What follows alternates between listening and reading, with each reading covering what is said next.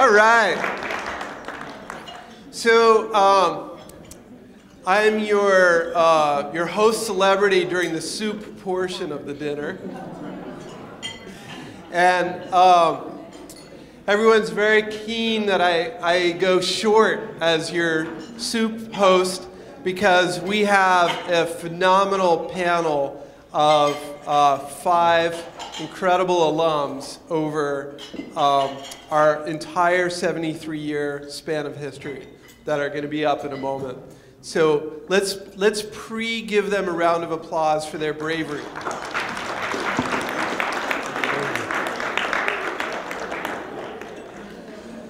So I have a very specific role. The thing I'm here to tell you is Farm and Wilderness is absolutely flourishing as an organization.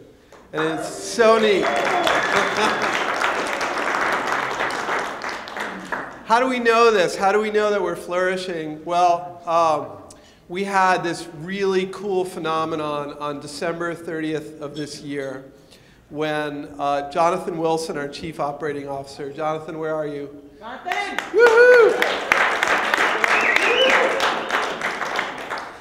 Jonathan's in charge of all of our finances and all of our computers and about 800 other things. He took a look at our bank statement and he saw that we had paid down all of our debt by the end of the fiscal year, the first time in our history.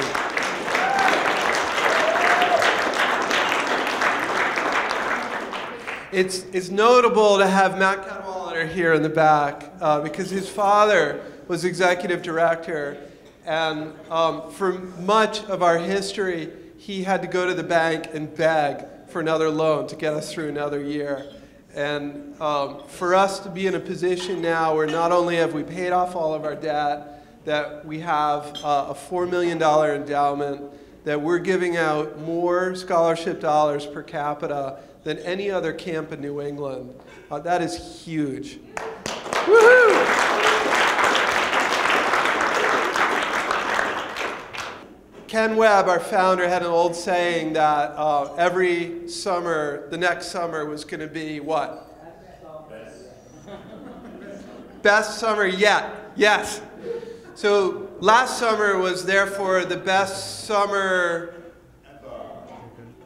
ever. Yes, that's it. I always get those confused. We had a phenomenal summer, as Mickey said earlier. Actually, our highest number of campers ever was in 2011. And we had 820 in 2011. We had a little bit less last summer, but we're quite happy with it. Again, the most campership dollars and the most campers on scholarship in our history. We've done back of the envelope and figured out that since we became a nonprofit, we've awarded well over $8 million in scholarships since '73.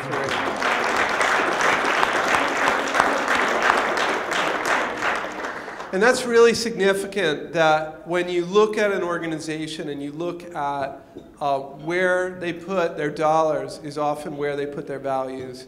And at F&W, time and time again, where we put our dollars is in having more young people at the campus. Far better than more elaborate bunks or non-rickety stairs or things like that. We get the kids to camp. And last year was fantastic. We also have been doing so much good work with our programs. And Sarah Waring, where are you? Sarah Waring, our program director. And we've got a couple camp directors here tonight, too. We have Tulio Browning in the swankest plaid shirt I have ever seen. Stand up, Tulio. Tulio is our Timberlake director. Last summer was his 4th? 5th? Depends on how you count 2008. Okay. We also are very honored tonight to have Amy Bohen, who has been our Indian Brook director the past 2 years and just moved into the role of Tamarack Farm director. Wow!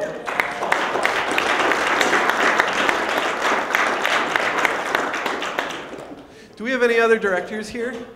No? How about recent summer staff of the past year or two? Can you guys stand up?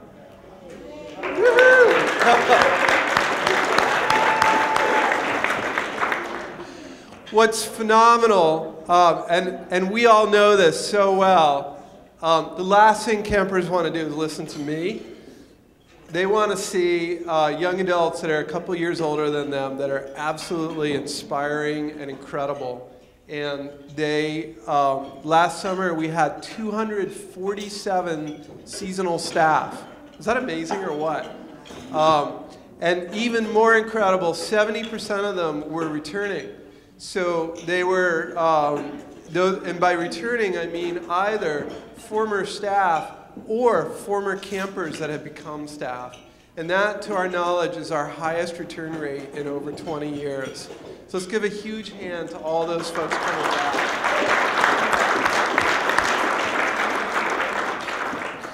So with our program, a lot of times when I talk to folks who, well, I'll give myself for an example. When I was a camper, I was a part of building the first composting kaibo. And when I interviewed to become...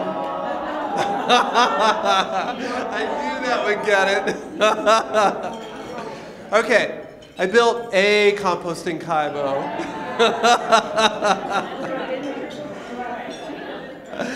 And when I interviewed to become executive director 7 years ago, the first thing I did, I got there early, and I ran down to check out my kaibo. And it's still standing. It's pretty exciting. So this summer, we built a cabin at Timberlake, a cabin at Indian Brook, and a new shower house at Tamarack Farm. And they're still standing. We've been building some phenomenal buildings. Our farm program, thanks to the generosity of our capital campaign donors, we're now pasteurizing our own milk, and we've increased our herd size. And we think this summer we served roughly 80% of all the milk that our campers drank was from our own cows, milked by our own campers, and pasteurized. Pretty cool, huh? Woohoo! Our wilderness trips are legion, and it was interesting when we were first talking with this panel about what they've discussed tonight, all these trip stories came forward, some of which parents would want to hear about, others of which they wouldn't.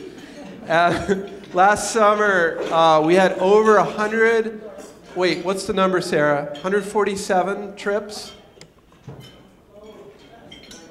147, we'll call it 147. We had a lot of trips all over New England and a very low incidence of injury or evacuation, which is a sign of a great trip by many counts. So finally, one thing that distinguishes Farm and Wilderness and that I'm so proud of is that we have silent meeting every day at the camps. And we do surveys of the campers at the end of the summer. And silent meeting often ranks the very top program thing or just below. That's how important and meaningful having that time for meditation and for hearing from other folks in the community is to our campers. And that's something that they'll carry with them the rest of their lives. And it's incredibly powerful. So it was a great summer. So we are meeting as a board today, and one thing about Quaker organizations is that the meetings are really long. So how long did we meet today? Maybe 9 hours, at least? We had to negotiate for breaks anyway. And what's so powerful about the organization is our Board of Trustees and how much history they have with the organization and all of the ways that they have history with the organization, from being camp directors to being parents to being people that burned out clutches and trucks, all different ways and experience that they bring to the table. And if I may, I'd love to have all of our board members stand up for a moment for a huge round of applause.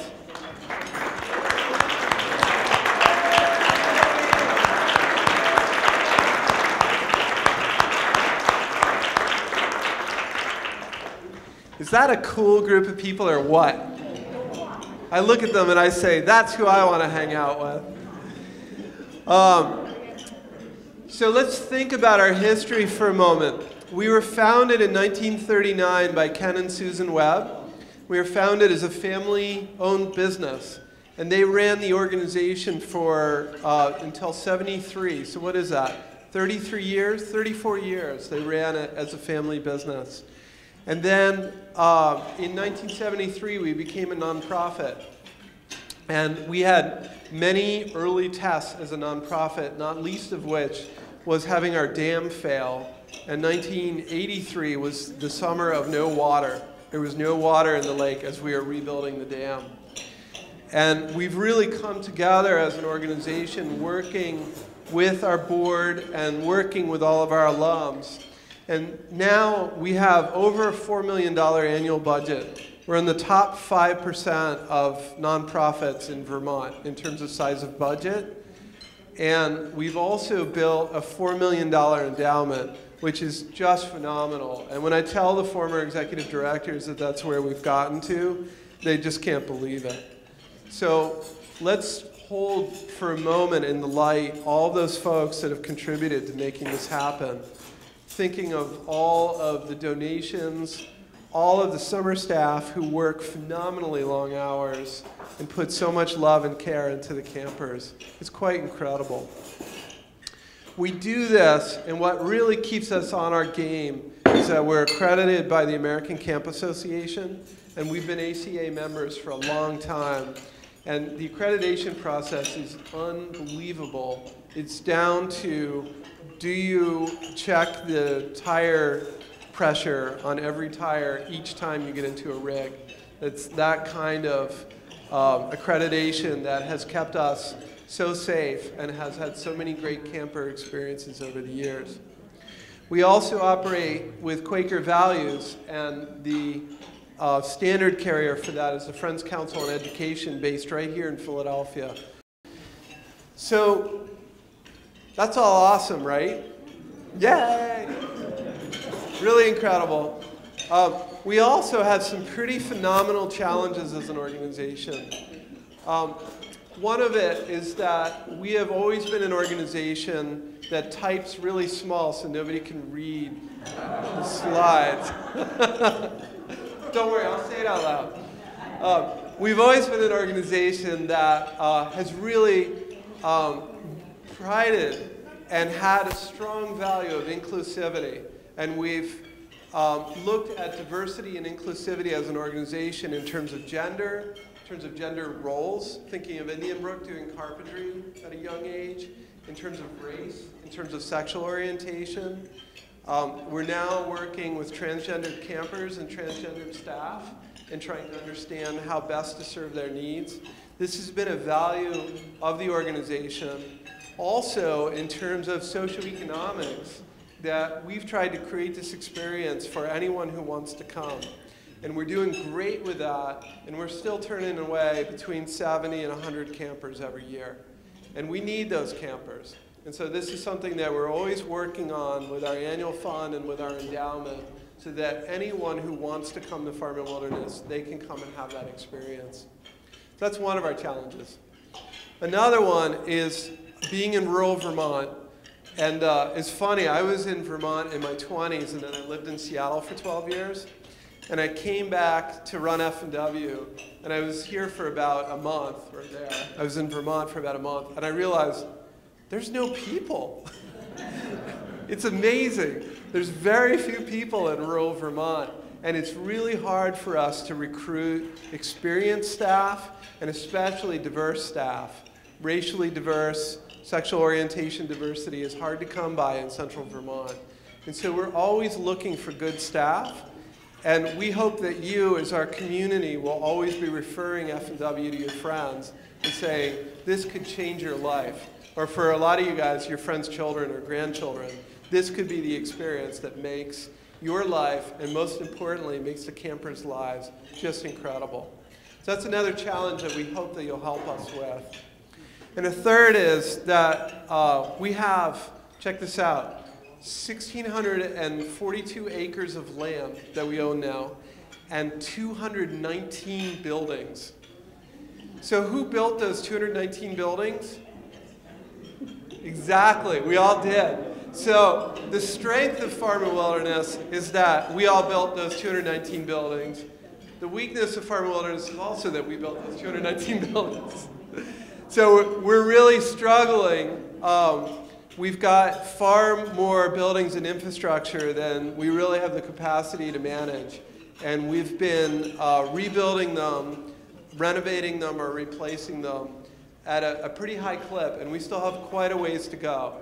So that's a project that we've been working on, and while we're doing it, we've really been looking at how to reduce our greenhouse gas emissions and how to use local building materials and recyclable building materials. So we've been doing a greenhouse gas audit over the past 3 years, have identified heating oil as our biggest carbon output, have been working to replace heating oil plants mostly with wood boilers, and then training our campers to cut all the firewood. It's awesome. We've also got a couple other building projects coming down the pike, which you'll be hearing about in the interim or on our website, or me prevailing upon you anytime you'll listen. We're working on building a welcome center, a facility to bring in visitors, parents, for our archives and display space, and then to have our office staff there. We've been looking at replacing the Indian Brook Cozy Lodge, which is the part of the old Indian Brook Lodge that now is an incredible facility for producing mold and fungus, primarily. So we're trying to get ahead of that.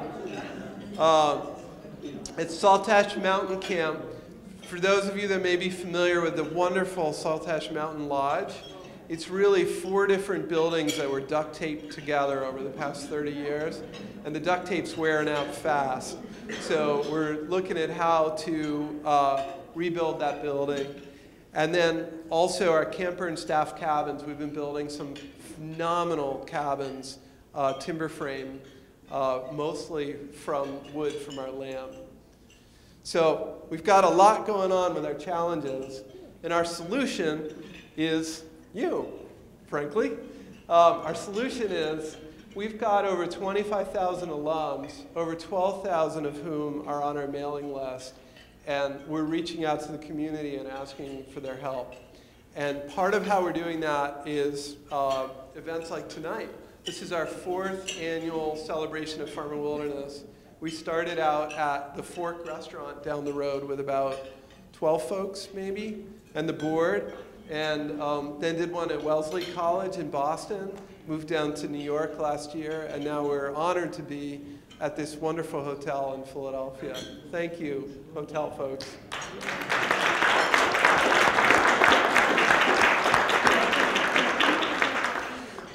We also, Fair isn't just fair anymore. Fair is the Fair Weekend Extravaganza. And we had a wonderful dinner before Fair with Joan Countryman as our honored speaker this year. And it was pretty funny. We had a little glitch in our database, and we thought we had about 80 folks signed up, and we found the glitch about, what, 3 days before the event, or 4? And we had 227 folks come to see Joan. It was huge. And so we did that. We had an incredible fair. And then for all the adults after fair, we all convene at the Saltash Inn and Good Commons across the way. And it's quite a party. So we encourage you to come to fair. We're now doing camp reunions. So we have a different reunion every year. So for the 5 overnight camps, it's once every 5 years. Did that make sense? Yeah? So last year, but now I'm going to confuse it. Last year we had Indian Brook and Saltash Mountain for reasons related to Tropical Storm Irene. It was awesome. We got to have a tornado warning in the middle of the reunion and lost all the power. and had a contra dance under candlelight. How cool is that? We're also doing our nationwide potlucks the first weekend of November. And this was our third year we did that. We had 364 folks at 18-ish different cities all over the country. And we had a lot of staff fly out to different cities, which was really fun too. We had Tulio in Austin, Texas. That explains his shirt. And we had Amy in both Maine and Cambridge, right? Maine and Cambridge. And I was out at Kathy Schultz's amazing Panoramic Way house in Berkeley, California, and Los Angeles the next day. And we had a huge turnout for the nationwide potlucks. It was really neat. And next year, this time, sort of, maybe the weekend before, we have our annual celebration in DC. And Carol Browner is our guest speaker. We've already lined her up. And Carol, you all may know, served both for the Clinton and Obama administration and is a consummate DC insider and just happens to be the mom of Forrest Flame, our Flying Cloud director. Pretty cool. So we would love for this to go onto your calendar of stuff to do each year. And yes, let's have a round of applause for that. Yeah. And then the other thing is, we've really been working on enrollment. We were at 76% of enrollment just 6 years ago, and we've built that. We're now at 94% of enrollment. But 94% of enrollment means what? 6% of our bunks are empty. Is that a tragedy or what? We're running these camps, we're doing these amazing experiences, and those bunks are empty. We can't let that happen. So we need you to help recruit campers. All the neat kids that you know in your life that would thrive with the F&W experience, we want you to send to us. Sound good? Yeah. All right, and speaking of thriving, so our board is here, and we're inking our new cool strategic plan, which we're calling Thrive for 75. And we're calling it that because we're celebrating what next year? Yes. So we have survived, if not flourished, for the past 75 years, and we want to make certain that we're thriving for the next 75. So, and I just lost my screen. So anyway, there's 4 major goals with the strategic plan. Let's see if I can remember them. The first is excellent program. We already do great program. We want to do excellent program. The next is inclusive community, thinking about all the ways that we have great program for campers, wonderful experience for staff, and how we're reaching out in Vermont and all on the East Coast and throughout the country to create this experience for our campers and staff. The third is rebuilding our infrastructure, continuing to do that. And the last is looking at what we need to do with fundraising, with endowment, with board, with staff training, to ensure that we really thrive for the next 75 years. How's that sound? Good? I can see everybody's looking bored. All right, I'm going to keep moving. Oh, we moved. In closing, I want to thank you all so much for your philanthropy toward Farm and Wilderness campers, for the way that you hold Farm and Wilderness in the light. Our annual giving from when Lehman Brothers went under in 2008, you guys remember that? That year, we brought in $243,000 of annual fund. This year, we just closed with $680,000 in annual fund. So the worst recession in our lifetimes, we've almost tripled the amount that we're bringing in. And all of that is going directly to campers for scholarships.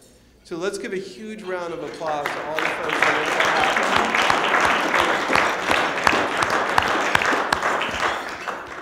happen. In the meantime, we've built our endowment from a little over $1 million just a few years ago to $4 million. And we're gearing up for this 75th anniversary for our next capital campaign, which I'm sure you're thrilled about. And let's give a huge round of applause for that.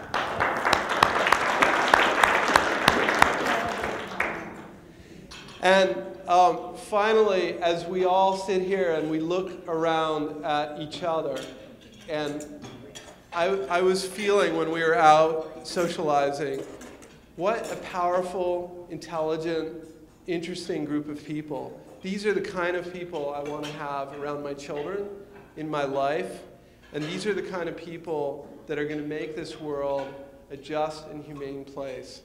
So thank you all for being a part of the Farm and Wilderness experience, and thank you for holding F&W in the light. Thank you.